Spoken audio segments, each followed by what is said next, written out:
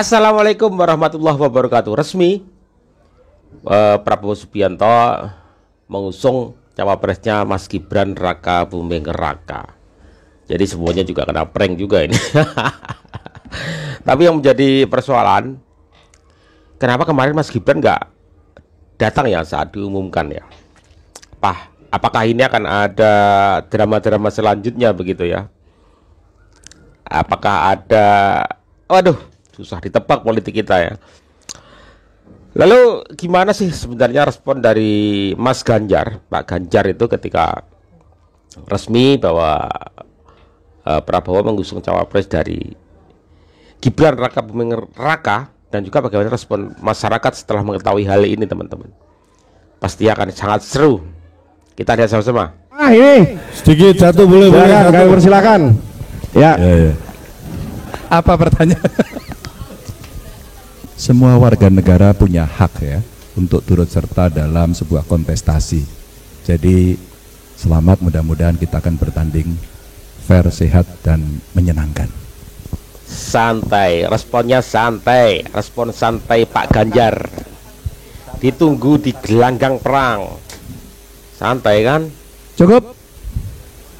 Wow. Oh, ada lagi. Well, silakan. Satu lagi. Satu cowok ya. Ayo dimenangi. Halo, selamat malam kawan. Hari ini tanggal 22 Oktober pukul 8.00 Bapak Prabowo Subianto mengangkat Gibran Raka Buming Raka sebagai calon pendampingnya untuk mendampingi dia di Pilpres 2024. Ternyata politik itu kejam. Memang kejam. Tidak ada yang abadi. Susah ditebak. Kepentingan, ya kan? Apalagi arti balas budi. Tidak ada. Yang ada hanya kepentingan. Santai Bang, santai. Saya tidak membayangkan bagaimana perasaan Ibu Mega berjuang dari wali kota hingga orang nomor 1 sekarang, tapi dibalas seperti apa? Ganjar, selamat berjuang untuk Ganjaris. Pak Prabowo, saya ini pendukung loyalis Bapak di tahun 2019. Pendukung saya Prabowo kecewa juga yang berdiri paling depan saat kita menggugat di MK. Saya dulu menaruh harapan besar kepada Bapak untuk menjadi Presiden Republik Indonesia dan membawa bangsa kita ini, negara Indonesia, menuju kemakmuran, Pak. Dan saya termasuk yang tidak kecewa saat Bapak masuk ke dalam kabinetnya Pak Jokowi.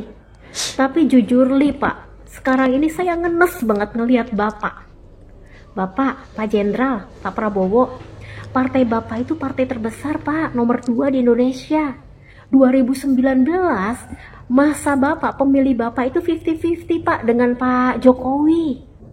Kok bisa sekarang Bapak begitu tergantung sama Pak Jokowi? Kurang percaya diri. Sampai kayaknya Bapak kayak udah kehilangan identitas gitu Pak. Kayak nggak punya jati diri. Kenapa Bapak setidak percaya diri itu? Sampai-sampai Bapak begitu menggantungkan diri Bapak, partai Bapak, rakyat Indonesia ke Pak Jokowi. Terus terang Pak, saya ngenes ngelihat Bapak ngumumin cawapres. Cawapresnya nggak dateng. Di mana harga diri Bapak? Udahan Bapak ngumuminnya di last minute, udah masuk masa pendaftaran ke KPU Pak. Terakhir Pak 25 Anies, ya? Pak Muhaimin sudah mendaftar ke KPU. Pak Ganjar, Pak Mahfud MD sudah mendaftar ke KPU.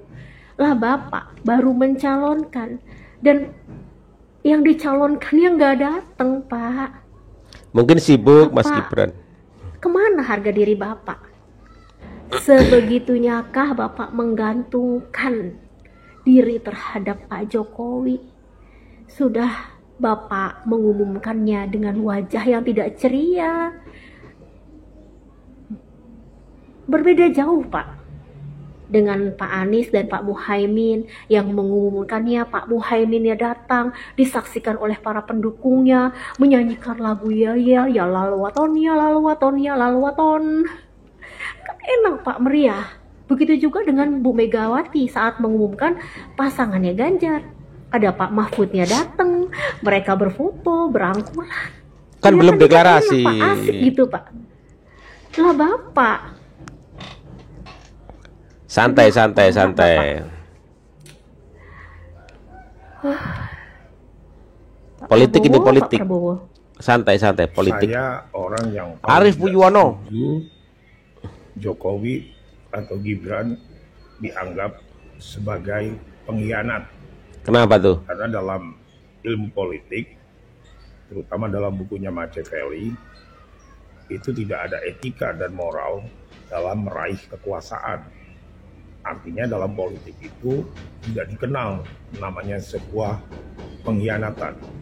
Ya. Tapi kalau kita bicara tentang budi pekerti, Moral, tentang kebudayaan, sopan santun, tentang agama, etika, tentang ajaran orang tua kita kepada kita, etika. Jokowi dan Gibran adalah bisa dikatakan sebagai pengkhianat, ya.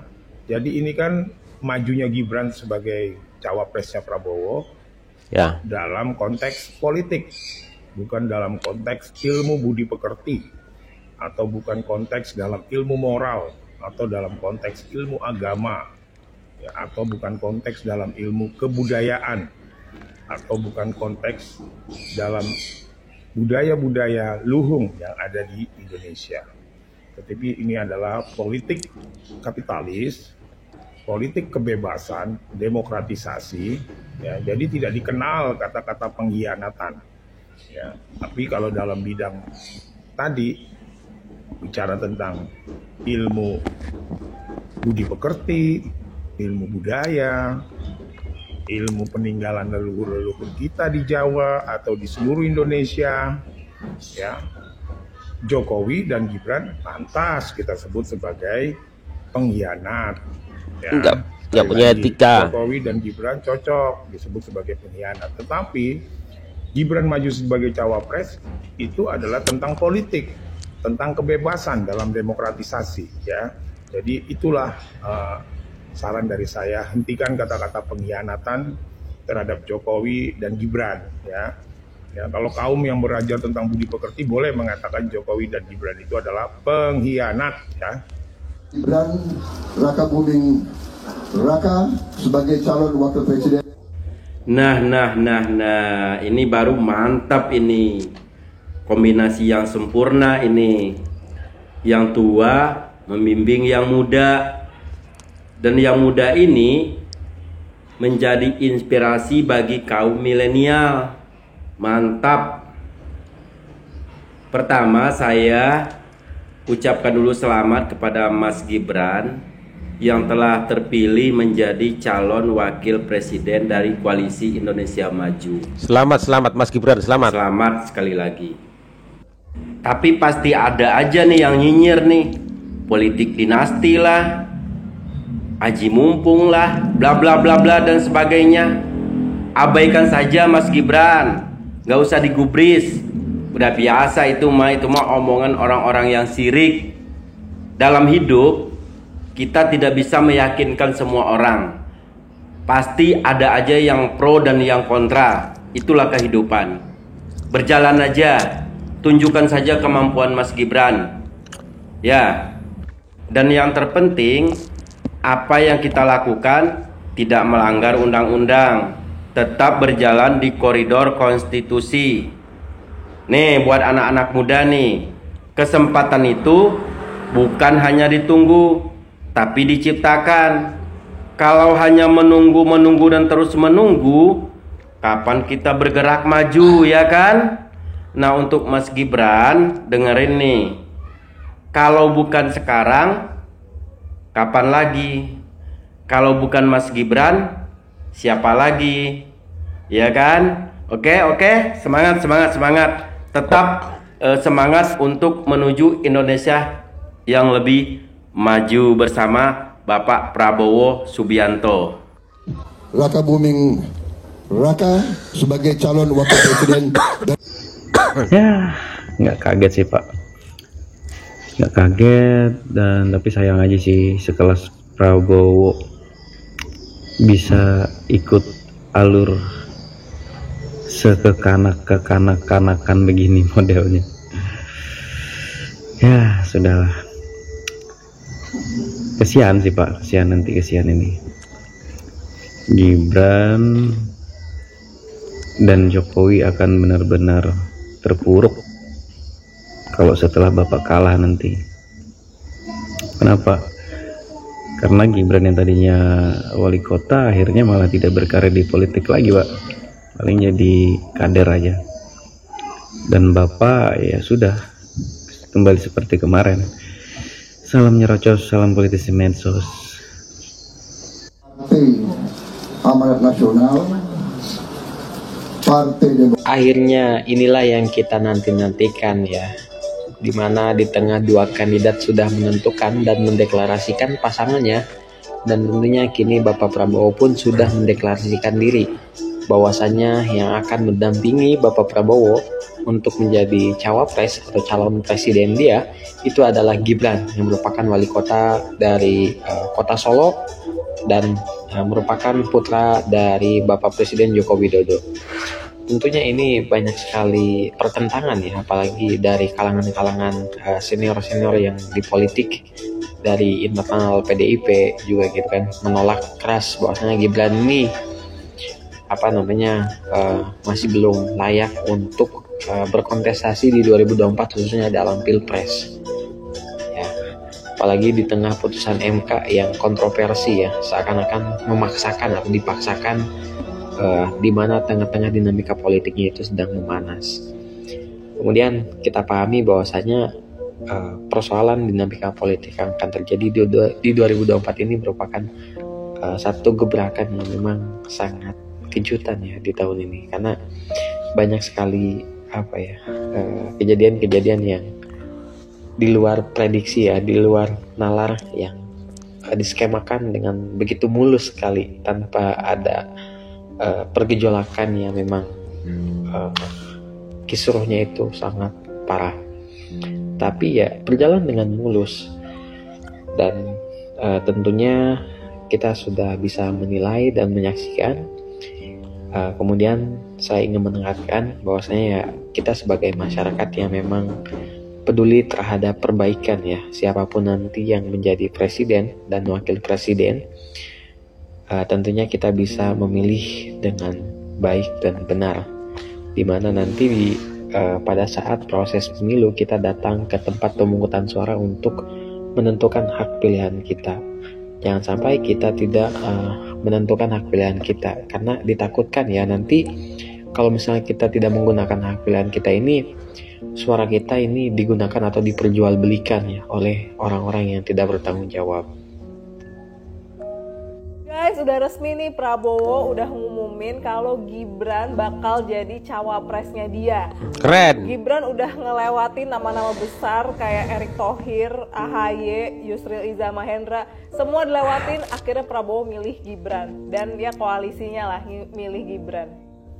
Ada yang kecewa, ada juga yang oh ya udah nggak apa-apa, yang penting Prabowo-nya. Ya sebenarnya kita juga udah nggak heran gak sih, karena dari putusan MK yang kemarin itu kan ya untuk Gibran maju jadi cawapres. Buat apa lagi coba, ya kan? Tapi keren sih, Gibran kan baru 2 tahun jadi wali kota Solo, terus sekarang maju jadi cawapres. Kita aja kalau kerja 2 tahun tuh ibarat kita baru ngerti alur cara kerja di kantor, ya kan? Jadi udah resmi ada 3 pasangan calon presiden dan wakil presiden. Yang pertama Ganjar Pranowo sama Mahfud MD, yang kedua ada Anies Baswedan sama Muhaimin Iskandar, yang ketiga ada Prabowo Subianto sama Gibran Rakabuming. Kalau gue sih galau ya, gue pengen nonton debat capres-cawapres ini, kayaknya bakal seru nih. Kalau kalian mau pilih siapa, coba deh komen. Lalu Pak Prabowo harus beristirahat karena kesehatannya setelah kampanye merosot. Maka Gibran. Halo, assalamualaikum teman-teman semuanya. Kita kemarin dapat kabar Gibran resmi diusung oleh Prabowo sebagai calon wakil presidennya. Saya tidak bisa membayangkan ketika terjadi peningkatan eskalasi di Timur Tengah, di mana Ukraina dengan Rusia makin parah, lalu Palestina dengan Israel makin parah. parahnya itu kan keterlibatan Amerika Serikat dan sekutunya ya ke Ukraina, memberikan hutang senjata dan segala macam. Ke Israel memang supportnya gratis karena memang pada dasarnya Amerika itu kan penjahat perang dan juga premannya elit global. Lalu tiba-tiba Pak Prabowo mengalami sakit, kecapean karena kampanye kemana-mana nih, seluruh Nusantara nih berhalangan hadir. Ya, saya tidak bisa membayangkan ya, karena kan wakil presiden itu akan naik secara ex officio karena dua hal. Satu karena lengsernya presiden, atau yang kedua meninggalnya presiden, gitu ya. Lalu Gibran mewakili nih Indonesia berbicara di forum PBB tentang Palestina atau tentang Rusia dan Ukraina. Saya nggak tahu anaknya Pak Lurah itu bisa nggak diskusi tentang global strategic gitu, sedangkan tidak punya pengalaman. Saya nggak tahu bisa bahasa Inggris apa enggak gitu. Saya nggak tahu kenapa. Dia kan sekolah di Singapura. Pekerjaan 5 tahun pun dia tinggalkan baru 2 tahun. Ngece. Jadi kita tidak bisa mengukur dia itu orang yang punya pengalaman dan kemampuan atau tidak, karena dia tidak amanah gitu. Baru 2 tahun sudah ditinggalkan. Sama lah seperti kerjanya Ahok, Jokowi seperti itulah. Baru berapa bulan tinggalin, batu loncatan aja jabatan itu. Nah coba jawab teman-teman ya. Satu sisi lagi coba dijawab nih bagi pendukung Prabowo. Ini masa berita di Yerusalem Post, itu kantor berita resmi Israel itu memberitakan bahwasanya Prabowo itu sudah beberapa kali menghubungi bahkan mendekati otoritas Israel, ya. Itu di Yerusalem Post yang menceritakan itu, lalu dikutip oleh hudhudpal.com, kantor berita resmi Palestina. Bangsa Palestina sakit hati itu, kok hanya karena masalah alasannya sih karena pertanian ya, tapi apa relevansinya Menteri Pertahanan datang nyari mau duit ke sebuah negara yang tidak ada hubungan bilateral sama sekali secara formal. Lalu atas inisiatif siapa sih datang ke sana? Kok maunya jadi antek-Zionis gitu di tengah-tengah penjajahan yang dialami oleh bangsa Palestina. Dan secara konstitusional kita adalah sebuah bangsa yang tidak mengakui eksistensi Israel sebagai sebuah negara karena menjajah negara lain, begitu ya. Nah, terakhir yang saya katakan, coba berpikirlah yang cerdas, jangan politik buta. Karena apa yang kita putuskan hari ini sangat berdampak untuk ke depan. BBM sekarang susah, 6.000 jadi 10.000. Ada stoknya harus beli pakai My Pertamina. Listrik pun begitu, naik subsidinya segala macam. Coba kritisi itu apa media dari Israel di Yerusalem Post, lalu hudhudpal.com dari Palestina, Al Jazeera dari Timur Tengah, lalu The Washington Post tentang kebenaran Prabowo mau minta hutang duit sama Israel ya, untuk Pilpres 2024. Ngebet banget sih, nggak tahu kenapa lah ya. Komentari ya, ayo adu argumen ya, insyaallah. Raka Buming Raka sebagai calon wakil presiden. Akhirnya selamat buat Pak Prabowo dan Mas Gibran Raka Buming Raka akhirnya menjadi pasangan capres dan cawapres. Di sini saya makin yakin, makin mantap untuk mendukung Pak Anies Baswedan. Kenapa? Pak Anies. Mas Gibran punya prestasi, Pak Anies punya prestasi. Saya bukan warga Solo dan saya bukan warga Jakarta, tetapi prestasi di antara keduanya yang paling menonjol, paling booming, paling mencengangkan itu prestasi Pak Anies Baswedan. Jadi di sini saya makin yakin, makin mantap untuk dukung Pak Anies Baswedan untuk menjadi presiden di 2024 bersama Caimin. Salam perubahan, salam akal sehat. Bersama Cak Imin. Ini tidak menjadi komisaris selama 9 tahun pemerintahan presiden. Iya, Lip. Alipur Rahman ya. Ente masih enak ditawarin, masih ada yang nawarin komisaris. Nah gue cuma ditawarin komis kucing.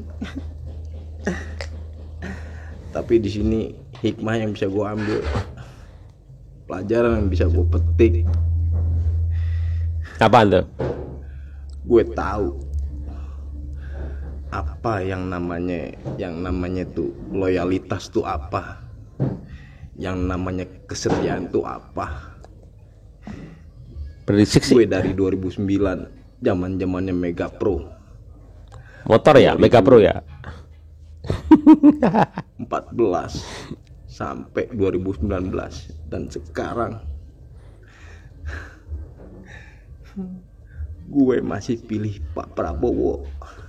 Hikmahnya itu, walaupun gue cuma ditawarin komis kucing, lu komisaris enak, gue komis kucing. tapi tetap loyalitas tanpa batas. Dan gue ngeliat individu seorang Pak Prabowo, gue nggak peduli mau ditawarin apa enggak, gue tetap all in Prabowo Subianto. Itu ya Lip ya. Pilpres 2024 kecewa. Saya izin stick ya Bang Denny atas videonya ya. Ada beberapa fakta yang mungkin Anda tahu namun berusaha untuk tidak tahu ya. Jika Anda menyimak keseluruhan video itu, ada bagian di mana Mas Denny Siregar mengatakan bahwa pada tahun 2014 Mbak Mega merelakan kansnya untuk maju menjadi capres kepada Jokowi untuk membuktikan rasa cintanya pada Jokowi. Penilaian itu menurut saya sangat subjektif. Penilaian objektif pada saat itu adalah Megawati sangat tahu ya. Megawati sangat tahu bahwa dia tidak memiliki peluang untuk bertarung di Pilpres ya. Hasil survei pada saat itu menempatkan Megawati jauh elektabilitasnya, jauh di bawah elektabilitasnya dibandingkan Jokowi ya. Jadi pada saat itu Ibu Mega bukan merelakan peluangnya, tapi sadar diri melihat ya bahwa beliau tidak akan mungkin menang jika dipaksakan maju sebagai capres di Pilpres 2014. Itu yang pertama harus saya luruskan, saudara. Kemudian ada poin di mana Anda mengatakan bahwa Megawati berbesar hati, ya, berbesar hati untuk tidak memaksakan Puan Maharani sebagai capres PDIP di tahun 2024 ini. Faktanya adalah Megawati sudah berusaha memasarkan Puan Maharani, namun Mbak Puan sama sekali tidak laku. Ya, elektabilitas beliau hanya 1,3%. Ya, selalu di bawah angka 2%. Jadi sangat tidak rasional untuk memaksakan barang yang tidak laku untuk dijual di Pilpres 2024 ini. Ada satu hal yang Anda lupakan, bahwa politik itu adalah seni kemungkinan.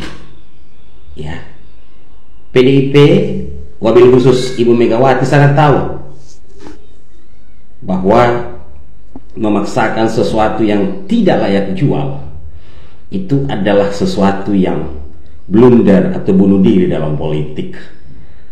Setiap politisi pasti menginginkan kemenangan, dan Megawati adalah sosok politisi oportunis. Dan satu hal lagi, dalam politik tidak ada hal yang abadi. Yang abadi dalam politik adalah kepentingan. Kepentingan, saudara. Hari ini boleh jadi Jokowi, Gibran, Kaisang harus bertolak belakang dengan keinginan PDIP dan Megawati. Namun satu saat ketika kepentingan mereka beririsan, seiring sejalan, pasti mereka akan bersatu. Ya, saya pikir Anda orang cerdas. Dalam politik Anda tidak bisa baper. Nah, sebab ketika Anda menjadi baper, maka Anda akan menjadi korban politik itu sendiri. Saya pikir Saya pikir Anda orang cerdas, ternyata tidak. Wassalam, shalom. Bener, yang terakhir ini keren banget teman-teman. Politik itu jangan baper ya. Kecewa boleh, tapi jangan dibawa dengan perasaan. Apapun manuver-manuvernya, ya namanya juga politik loh. Politik, mempolitiki, bermain politik, politik mempolitiki. Kayak gitulah namanya politik. Politik namanya politik, udah jangan dibawa baper ya. Kalau ada yang mau nyebrang ke sana ya sudah, biarin. Kalau ada yang gabung, biarin. Kawan menjadi lawan, lawan menjadi kawan, itu sudah biasa dalam politik. Kecewa sebentar saja, jangan lama-lama. Dalam politik, tokoh yang kita harapkan bisa saja berubah setiap saat. Namanya juga politik. Ya gak? Gak usah dibikin ribet. Kalau ada yang kecewa dengan Gibran, ya sudah. Ya, sebentar aja, gak usah lama-lama. Gak usah bilang pengkhianat, gak usah. Namanya politik loh bro. Harus kita sadari, ini politik. Politik dengan etika. Etika gimana ya? Saya juga bingung. Kalau kalian mau mendukung Gama, tegak lurus. Jangan belok-belok. Ini strategi ini harus segera dijalankan ini. Karena sebentar lagi Pilpres. Jangan sampai fokus kita, tujuan kita, pikiran kita terpecah dengan hal-hal yang lain. Karena tujuannya Gama sikat habis. Fokus begitu. Habis waktu kita untuk memikirkan yang lain, mikirin Gibran. Ada satu orang yang akan mengambil sebuah keuntungan nanti, Anies bro. Jadi nggak usah baper. Kecewa sebentar saja, langsung gas ya, gas. Santai bro, seperti apa yang disampaikan oleh Pak Ganjar Pranowo. Semua punya hak. Nanti kita bertanding di medan laga ya. Wassalamualaikum warahmatullahi wabarakatuh.